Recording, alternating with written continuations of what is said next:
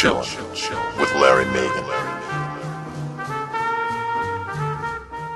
Well, I'll tell you what, man. We are chilling with Larry Megan on a Wednesday night. Very, very exciting night here in the studio. We've been getting all prepped up for about an hour now. We've got a real special treat tonight. We've got a really hot jazz singer here on the New York scene, Audrey Silver. I was just listening to the sound check. It sounds great in there, guys. It really does. Great job, Ant and Mike and Frankie getting the studio together. You're in for a real treat, guys. Sit back, relax. We're going to do some chilling tonight. Now, listen, anybody out there that might be tuning in, you know, you kind of got expected to that, you know, special deal of the week, so to speak, on the Acorn Exchange. We're not going to do a watch deal tonight. The week kind of got away from me a little bit, you know, in my day job, of course, at Sterling Original. We're in the middle of the season right now, guys. I mean, it's just, you know, crazy as hectic as all possible it can get right now at the office. So the week got away from me. I didn't have time to put a deal together for tonight, but we'll make up for it next week, next Wednesday night, right before Thanksgiving. We'll do something special on the Acorn Exchange. Now, for tonight, as I mentioned, we're going to see a great jazz singer. I'm really excited about it. I just met Audrey, and she's such a delight. And also in our In the Groove segment tonight, we're gonna get into Anita O'Day. And I will tell you this: it was actually Audrey Silver who turned me on to Anita O'Day. I had heard of her, of course, but really wasn't familiar with Anita O'Day. And then about, I think it was about 6 weeks ago, Audrey was supposed to be here, and she had a family emergency. She had to run out of the country, and we were preparing for that. And I said, well, we'll do Anita O'Day, since that's one of her favorites. And in the last 6 weeks, I've gotten, you know, all into Anita O'Day, and I'm so glad I did. And we're going to share some of that here tonight. Now, as far as Audrey goes, we're going to get right to it here at the top of the show. Audrey Silver is a staple on the New York jazz scene and has been for many, many years. And she's her stylistic impression consistently impresses audiences all over New York City. As a warm and sensitive jazz stylist, she's become a familiar face at many of the regular jazz spots like 55 Bar, The Cutting Room, Barge Music, Sweet Rhythm, Cleopatra's Needle, Mannahatta. She had a long run at the Benjamin Hotel. She even recently had a performance at New York's prestigious JVC Jazz Festival. It's a testament to her instantaneous appeal and unique approach to the American songbook that goes to her consistent performances all throughout the year. Well, no more beating around the bush. Let's get to it. We're going to sit down and chill with Audrey. At Long Last Love by Cole Porter, here's Audrey Silver.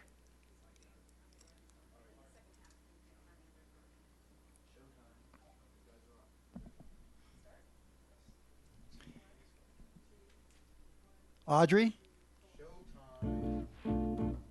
Thank you.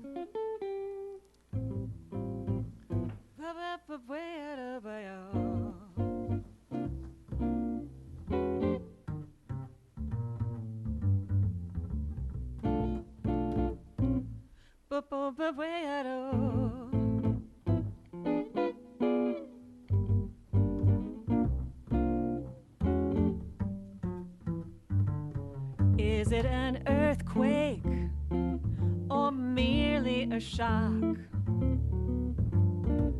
Is it the real turtle soup or merely the mock? Is it a cocktail, this feeling of joy? Or is what I feel the real McCoy? Is it for all time or merely a lark? Is it Granada I see or only Asbury Park? Is it a fancy not worth thinking of? Or is it at long last love?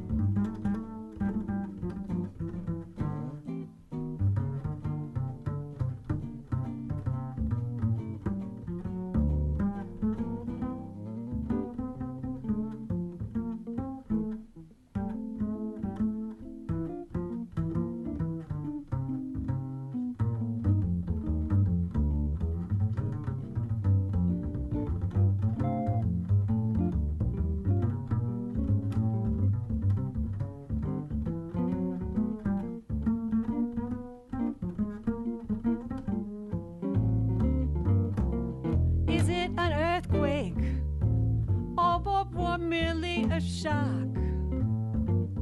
Is it the real turtle soup or merely the mock? Is it a cocktail, this feeling of joy? Or is what I feel the real McCoy?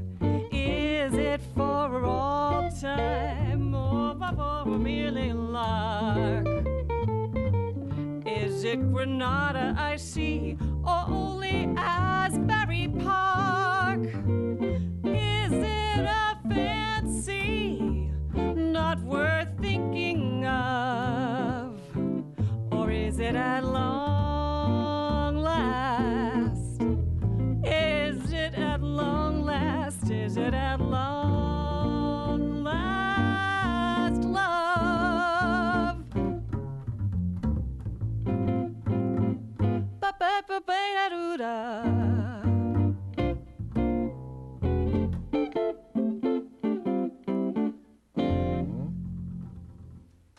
Wow. That was cool, man. Audrey, get over here, would you? Bring her in here. Let's sit down and talk with Audrey Silver. That was awesome, guys. Great effort by everybody here in the studio to wire that up and get that together. Audrey, if I wasn't behind this desk, I'd come over there and give you a big hug. I don't know which one of the mics. Does it matter which mic she takes, Aunt? There's two mics. It doesn't matter. That was fabulous, really. You've been practicing. That was great, Audrey. Thank really. you. And your boys, Paul Beaudry on My the boys, yeah. your boys, Paul Beaudry on the bass and John Hart on the guitar. Man, these guys are pros. Oh, pros. No question about it. Now, you've been playing with these guys for a long time, or? You know, they're people that I call often. Not everybody's, always available for the same gigs. So, sometimes I work with John. Sometimes there are other guitarists that I work with, but he's certainly one of my favorite. Wow. And I work with Paul an awful lot. Yeah, you couldn't hear the sound in here, but it felt like we were in a concert hall in here. The speakers, great job in the music nice. sound. Now, listen, I love jazz. You and I had a chance to meet and talk a little bit, and you know what kind of music I'm into. But I'm curious, you're pretty young. I mean, you're not a baby here, but when you were a kid growing up, what kind of music did you listen to? Well, I listened to David Cassidy, and I listened I listened to Barbra Streisand, but I listened to a lot of classical music also. I played the cello growing up, and I played the piano growing up, and so I listened to that. But I think the thing that I loved the most was listening to all these Broadway musicals. My parents had a pretty complete collection, particularly of stuff from the 40s and 50s, so all these jazz-based musicals. Really? So where did you grow up? I grew up in New York City. You're a New York girl. I'm a New Yorker. Wow. Okay. And so when you were growing up, you mentioned David Cassidy, but so your friends were into that type of thing, but you were playing the cello? I was playing the cello. I was watching a lot of old movies. I remember bursting into tears one night when my parents said I couldn't stay up to watch Easter Parade. So, Okay. And when did you actually start singing in front of people, live people? In front of live people? Yeah. Well, in a formal situation or, Anywhere, like on the anywhere. street. No, I mean, maybe at a kid when all the family was around for I did Thanksgiving. that. When I was a little kid, I started, I had my cousins, and when we get together, I would organize them to do a show. We would do our own little variety show, of which I was always the star. What would you sing? What kind of songs would you sing? Little kid songs, or would you actually sing? I was actually, Broadway I songs? remember actually really liking Liza Minnelli when I was, 9 or 10. See, for you, I'm older than you, so for you it was Liza. For me, it was her mother. Oh, yeah. Yeah. I learned about her mother a little later. Okay. So you grew up with the, the classical influence with the cello and then the Broadway influence. How did you eventually evolve into where you are with jazz? It was a little bit serendipitous. I didn't know much about jazz. I really No hadn't big listened words to here now. We're chilling now. It's serendipitous, but okay. It was a fanciful journey. I didn't know a whole lot about jazz, and when I got to college, I became very friendly with a lot of people who were very involved in jazz. I had a good friend who led the jazz ensemble. I had another good friend who did the programming for the jazz radio show in college, and through them and some other friends, I began to really hear a lot of jazz and hear a lot of the great singers and get to know a lot of their, their interpretations of repertoire, which I already knew because I had been listening to so much of the standards when I was growing up. And you mentioned when you were in college, where'd you go to school? I went to Brown. Brown University. Yes. Isn't that where JFK Jr. Went? He was there. I think we overlapped by a year or two, but I don't think we ever crossed paths. Okay. Now, you mentioned the jazz singers. Tell me some of your influences that way. Who were some of your favorites, or what did you listen to? Who did you like? Well, in college, I actually, it's not an expression. I literally wore the grooves out on Ella Fitzgerald's Cole Porter album. I listened to a lot of Sarah Vaughan. Really? Okay. Yeah, actually, I loved young Sarah Vaughan. Okay. And I was really into the Mills Brothers. Wow. Dean Martin says that was his biggest influence was the Mills Brothers. Was the Mills Brothers? They were, yeah. incredible. I still think they're incredible. I You hear them every once in a while. don't hear that often. That's a. I mean, but they were great, but you don't hear a lot of that. I used to go to the library actually and just pull out old recordings, and the oldest things that I could find.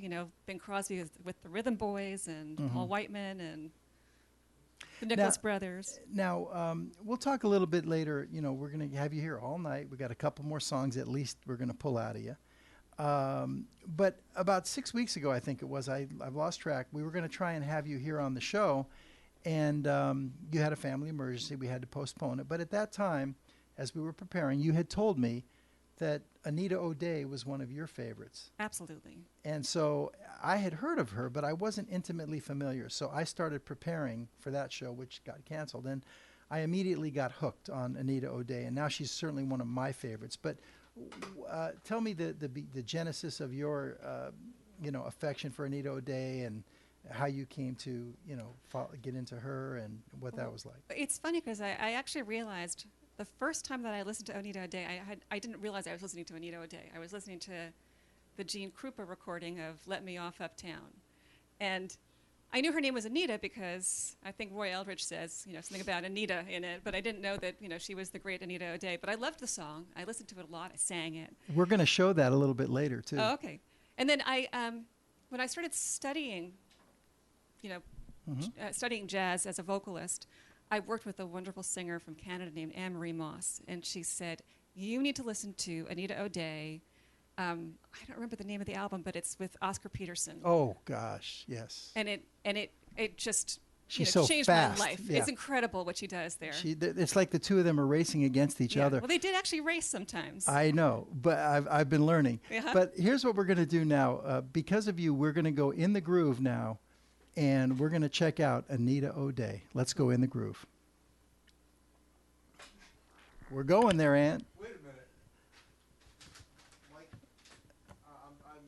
We'll get there. We're going to check out Anita O'Day, and we've got some clips ready, and we're going to show those clips. We're just getting our little opening together here. And we are going to show that clip, by the way, of the one you talked, Let Me Off Uptown with Gene Krupa, because it's really cute. It's adorable, and it was a real path-breaking recording as well. Absolutely. That's okay. Do we have it now? Yeah. All right, let's go in the groove. Listen, Paganini, please play my Rhapsody. And if you cannot play it, won't you sing it? If the boys are bobbing, ain't no need in stopping.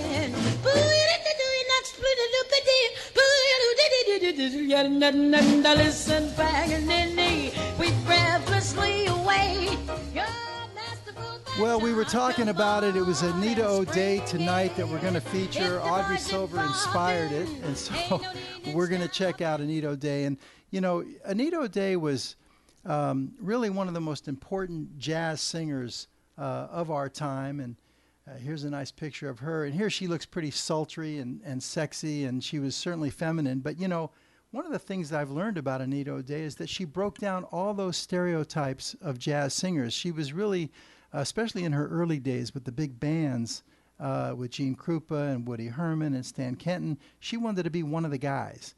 And so she would dress that way with just the same jackets that the guys would wear and just a skirt.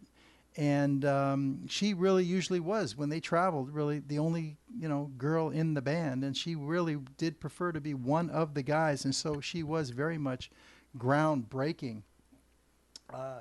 Now, there's a lot to talk about, Anita, and we are gonna do that. But before we get your take on this, let me say this: just a few months back, not that long ago, they came out with a documentary about Anita O'Day, and it was called "The Life of a Jazz Singer," and it's a great DVD. Of course, I immediately went out and got it when I spoke to you about 6 weeks ago.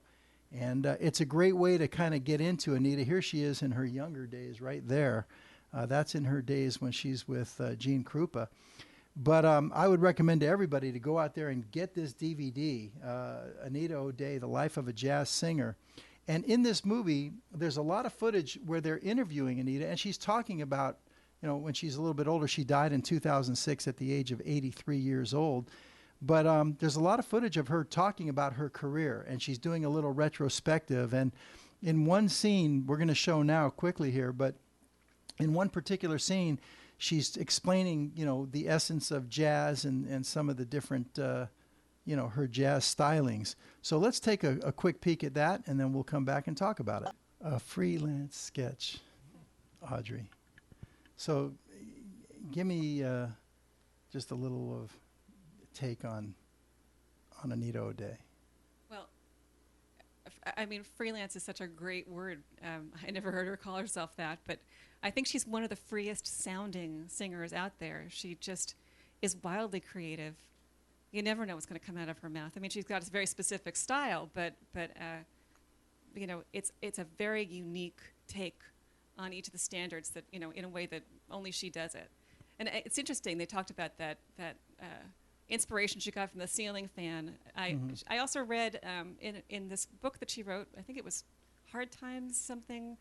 It was a lot about the difficulty of the tough times during her career. But she talked about being in a club once, and there was a woman with a polka dot dress, and she was seeing the polka dots and seeing colors and seeing the polka dots dancing, and that became the inspiration for the improvisation that she did then. So she was very visual as well as taking in, sounds and... Yeah, very visual. I've been watching a lot of clips. It's amazing. There isn't a ton of footage, but there's still quite a bit, especially for the time period, and it's really a treasure that footage exists. This is the DVD cover of that particular documentary that I would recommend everybody run out and get that. I purchased it like $22 at Barnes & Noble. It's worth every penny of it. But, reading her bio and everything, she had a break before this, but the break that put her on the map was in 1941 when Gene Krupa asked her to join the band. He first was taken by her a couple years earlier at a place in Chicago. It was called the Offbeat, where he had seen her perform, and he said, if my girl ever leaves me, I'm going to give you a call. And about 2 years later, he did. And, of course, she had her first really big hit with Let Me Off Uptown with Gene Krupa. She played 5 years with the Gene Krupa Band. And you mentioned earlier about it was really kind of groundbreaking, the number she did with Roy Eldridge in Let Me Off Uptown. We're going to show that clip now. It's from the documentary. And it is groundbreaking because you have a white woman and a black guy at those times. Yeah, they didn't do that then. They didn't mix races when they were doing They didn't do that at all. But, she fit right in the pocket with all these guys, and they dug her because she was, she could sing. You know what I mean? Yeah. Now, do you try to take some of her stylings, or you just do your own thing? Because, I do my own thing. I assume that everything that I listen to and every experience I've ever had ends up, in there somewhere and comes out in some way. So I don't usually spend a lot of time trying to sound like someone. Sometimes I'll do things like I'll try and, learn, a Stan Getz solo because I feel like there's a lot of vocabulary that I, would actually like to directly import into the way I sing. But when it comes to singers, I just, I love to hear their different takes on things. Well, we talked about it a little bit. We're going to take a look at it. This is an all-time classic. This is a jazz classic for sure. It is Anita O'Day with Gene Krupa, Roy Eldridge on the horn, And again, this is just a classic moment in film history, a classic moment in jazz history. This is from 1941. Let's check it out. Well, listen, there it was. That was pretty cool. We're running a little bit behind schedule, so I've got a little short 2-minute clip before we go to break. This is when she left the Gene Krupa band. He was actually arrested for possession of marijuana, and they broke up the band. And then she went as a solo act, and Stan Kenton said, join us. And she wasn't sure if she should, but she did for about a year. And so we've got a little clip with her with the Stan Kenton band, about 2 minutes. Let's take a quick peek at that one. Listen, I'm having so much fun tonight. We're going to go to a quick break, about a minute. Don't go away. When we come back, Audrey Silver, she's getting ready in the studio with Cry Me a River. Don't go away. Listen, Paganini, please play my rhapsody. And if you cannot play it, won't you sing it? If the boys are bobbing, ain't no need in stopping.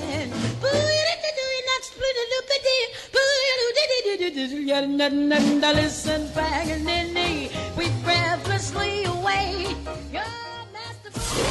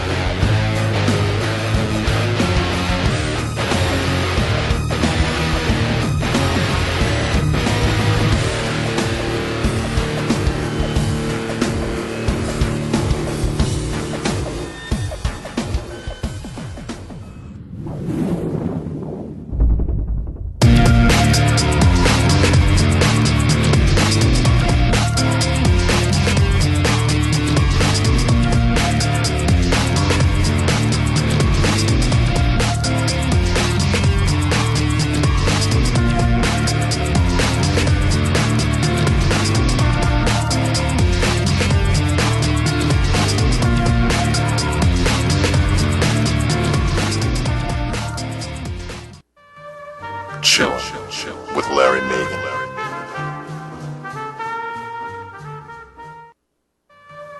Chill with Larry Megan.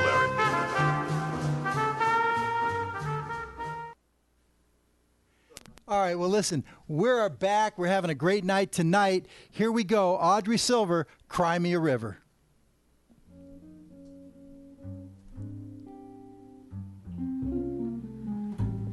Now you say you're lonely. You cried the whole night through. Come on and cry me a river. Cry me a river. I cried a river over you. Now you say you're sorry for being so untrue.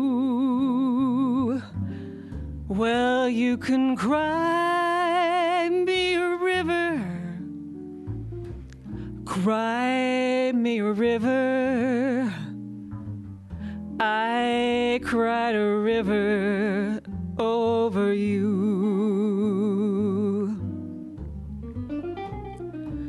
You drove me, nearly drove me out of my head, and you never shed a tear.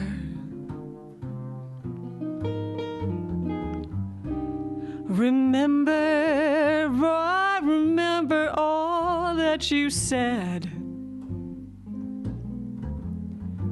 Said that I was too plebeian. Said that you were through with me, and now you say you love me. Well, just to prove Come on and cry me a river, cry me a river. I cried a river over you.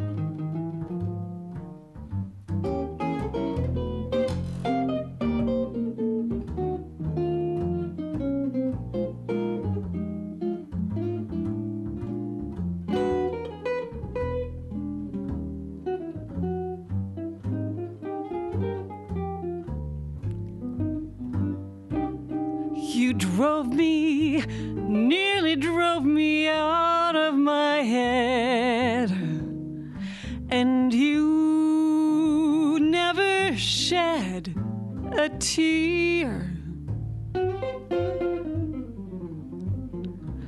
Remember, remember all that you said. Said that I was too plebeian, said that you were through with me, and now you say you love me. Well, just to prove you do, come on and cry me a river, cry me a river. I cried a river over you.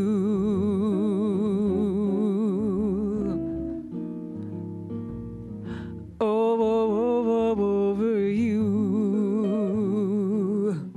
Oh, over you.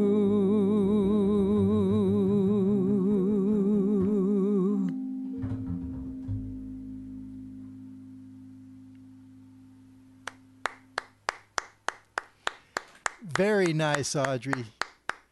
Very, very nice, Audrey. Come on in.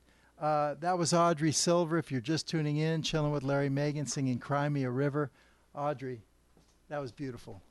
That was beautiful. Thank you. Now, we're going to take a look at another Anita clip, but before we do, I want to get back to you for a moment, okay? We can't let this evening slip by completely without talking about your CDs. You know, your Dream a While CD, which, of course, this CD, I think you came out last December, right? About a year. That's right, yeah. About a year ago. 2009. And the one that's we have, I think we have a picture of coming up here. This is the Dream a While right here. I think I burned this picture out on my Facebook page. I used it about 5 times. And then this one that's on the screen right here, this is the CD cover right here for Dream a While. But there was the other one as well. So what's happening with your CDs now? Are you doing a new one, or what's happening? You know, I'm in the planning stages for, I think I've got 2 in my head right now that are very different. So, you know, I'm working on them. I'm just in the play, you know, I've got a concept for one of them. One of them I don't have a concept for, but I'm sort of, you know, developing repertoire for. You were telling me about it in the car ride. Yeah, yeah. You want some things with pre-1930 music, right? Yeah, I was even thinking older than that. But you know, some music that we haven't heard for a long time, done in a fairly modern way. So that was Okay. And if somebody wanted to pick up your Dream a While, would they do it from your website, or they what? could. They can go to my website, and my website has links to places you can get it. And the places where it's available are cdbaby.com. It's available on iTunes. It's available on Amazon. Audrey Silver, Dream a While. And I know you have a important gig coming up Saturday, February 5th at Miles Cafe in Midtown Manhattan. Tell me about that one. That's going to be from 7:30 to 9:30 on February 5th. And it's I'm still deciding. I think it's going to be the Audrey Silver Quartet. It may be the Audrey Silver Quintet. I have piano, bass, and drums, and I may add someone who plays saxophone and flute to that as well. And the Miles Cafe, is that a new venue? Or? It's relatively new to New York. There was a Miles Cafe in Tokyo, and the owners of that decided to plant themselves in New York as well. So I'm happy they decided to. It seems like a great venue. Is it open? Yes. Now it just opened, or? It just opened. I'd say it's been open for about a year.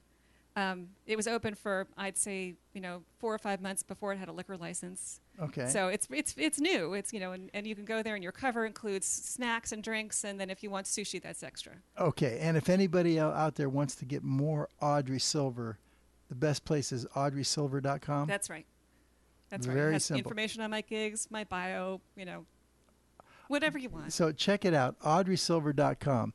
Now, one of the interesting things, we're talking about Anita O'Day earlier tonight, and again, you were the one that did kind of turn me on to Anita O'Day, and I'm proud of that. Yeah, and I've been diving in like crazy, She's probably the high note of her career was at the Newport Jazz Festival in Rhode Island in 1958. And there was a movie that was made about that jazz festival. It was, what was it called? A Summer's Night. I think a Summer's Day. A Summer's Day Jazz or something like that. Yeah, but anyway, the point is with all those musicians and what a big festival it was Anita O'Day that stole the show with her impression of Sweet Georgia Brown, her styling of Sweet Georgia Brown, and she actually got the cover of Time magazine. She wore this kind of Audrey Hepburn-like style hat or something like that, and it's an iconic look. I mean, many people out there, maybe you've seen it out there, but you're familiar with that particular... Oh, yeah, I love it. Yeah. Well, we're going to take a look at it right here, right now. Here it is. Anita O'Day at the Newport Jazz Festival in 1958. Check this out. That was great. It's been fabulous having you here. I want to come. It's been fabulous being here. Really, and I want to come and check you out at one of your gigs. Maybe you're not doing anything till February 5th now. I have a gig on January 14th. It's a restaurant gig. I'm playing in the background, but I'll certainly Am I on your list now? I might be. I will make sure that you are if for some reason you're not. Okay, great. And of course, it was also great, getting into Anita O'Day because, again, that was something that you brought to my attention, and that was listen, I'm going to be forever an Anita O'Day fan now, and it's always going to be thanks to you. So that's been great. Now, we wrap up every show with a segment that we call Always Chasing Rainbows, and I don't know if I told you this. I kind of have this thing for Judy Garland. And so you mentioned, yeah. Yeah, I grew up as a kid. My mom loved Judy Garland. So every show I do, I've got to get just a little bit of Judy in there. So right now we're going to go into Always Chasing Rainbows. Somewhere over the rainbow, way up high. We call this segment Always Chasing Rainbows because to me, Judy Garland is inspirational. Her movies and it's all about different moments in Judy's career, and they're all, to me, so inspirational. And it's a message of always follow your dreams and always keep chasing those rainbows. And so we call it Always Chasing Rainbows. So I thought tonight we would actually show the song Always Chasing Rainbows, which we have not done yet. And Judy Garland sang this song in a film in 1941 called Ziegfeld Follies. No, strike that, Ziegfeld Girl. Ziegfeld Follies was in 1946. This is Ziegfeld Girl, 1941, directed by Busby Berkeley. And it had Lana Turner, Hedy Lamarr in the movie. And in the scene that we don't have time to tell the whole plot, but in the scene that we're going to see, Judy Garland is playing Sue Gallagher. She's actually selected to be a Ziegfeld Girl, and she's selected based on her singing talent. And now she's auditioning for a lead singing role in Ziegfeld Follies. So her vaudevillian father, played by Charles Winnegar, tries to, tells her she's got to sing it with the strong vaudevillian way. That doesn't go over. And as a last resort, Lana Turner jumps to her aid and tells the band, no, play it slow, play it soft. And she tells Judy, as Sue Gallagher, sing it your way. And so now she's going to audition for the lead singing part in Ziegfeld Follies. And here she is singing Always Chasing Rainbows in Ziegfeld Girl.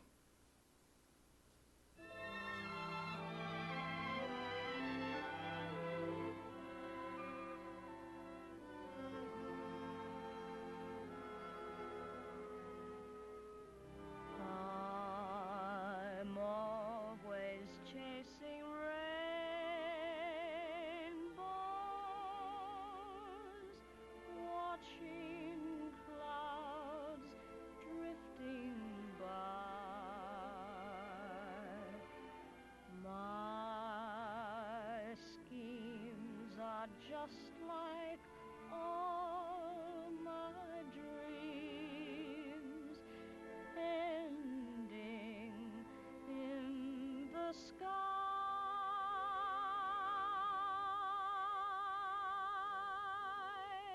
Some fellows look and find the sunshine, but I always look and find the rain.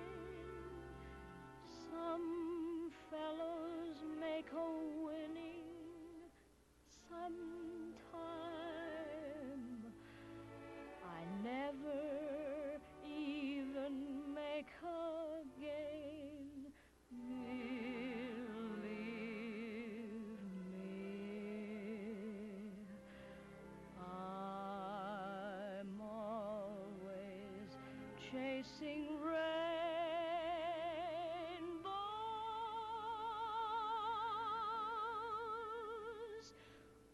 waiting to find a little bluebird in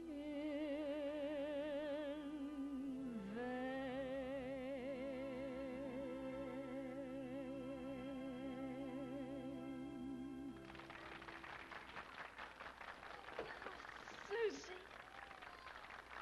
Get Ziegfeld, will you, kid? I found something worth listening to for a change. You found? Well, that was Judy Garland at age 18 years old in 1941. That was 2 years after Oz. What a talent. And Audrey, what a talent you are. Thank you for coming here tonight. And I loved it. Thank you for having me. It was great. Everybody, go out there, check out Audrey's website, pick up that Anita O'Day documentary, The Life of a Jazz Singer. You will love that as well. Here's Audrey's CD, one of her CDs anyway, that you can pick up through her website. What a great night it's been. Remember, always keep chasing those rainbows. Never give up. Pursue your dreams forever, okay? I'm Larry Megan. Peace, love, and all good things. Chill with Larry Megan.